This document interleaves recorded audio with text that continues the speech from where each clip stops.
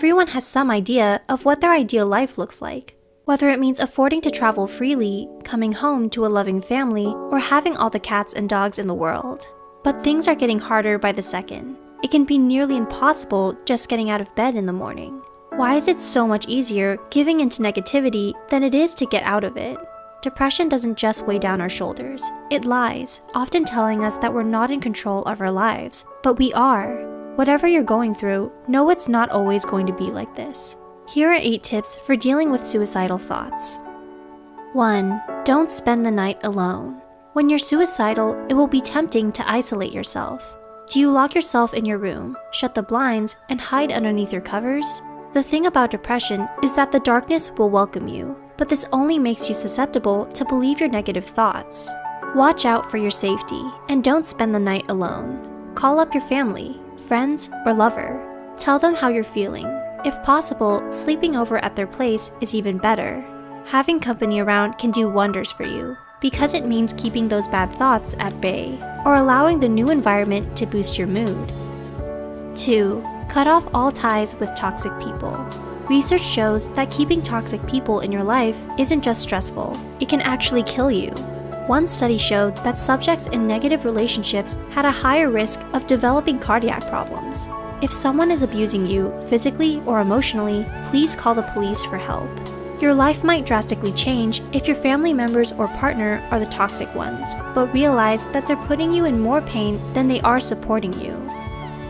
3. Make a list of your accomplishments. Hey you, yeah you, look at how far you've come. Failure can seem like a big slap in the face, but we often obsess over perfection instead of focusing on what we've achieved. There's a difference. Striving for perfection doesn't allow you to be human. Embrace your flaws, failures, and downfalls as much as you appreciate all the milestones you've reached. Listen closely to what isn't working, turn those into lessons, and grow resilient. 4. Practice positive mantras. These are otherwise known as coping statements. Ending your life will seem like the only option to end your misery, but nothing lasts forever. Practice saying some of these. I will get through this. This is my depression talking, not me. I don't really want to die. I just want the pain to end. Stick these to your mirror, fridge, and carry them wherever you go. Let them be friendly reminders to be kind to yourself. You got this. 5. Find a therapist. Most people shrug this idea off because they might not be able to afford it. But there are options, especially if you're a student. An open mind is what will ultimately get you help. Call your insurance company for any insights they might have.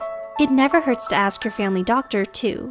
Networks exist for a reason, and the more professional advice you receive, the faster you can find and work with a professional. 6. If it's urgent, please call the police. This won't necessarily stop your suicidal thoughts, but they will stop you from going through with the act. From here on out, they can take you to the ER where you'll be safe. We hope you never have to resort to this, but want to remind you that help is only one call away. 7. Find out what's hurting you and make changes to it. Do you feel stuck at your dead-end job, tired of the city you're living in, or not sure about what you're studying in school? It's okay to address that you're feeling unhappy, but don't succumb to helplessness. It may take time to find what works for you, but this is why practicing patience is so pivotal. Big projects seem intimidating, but break them up into smaller tasks to make them more approachable. Remember, as you wait for your miracle, never stop working on yourself in the meantime. 8. Whatever you do, please don't lose hope. I know it's easier said than done, but committing suicide will end everything, including the amazing days ahead that you won't be alive for. People usually realize too late, while they're in the middle of the act, that every problem they ever faced could have been fixed. So please reconsider your health.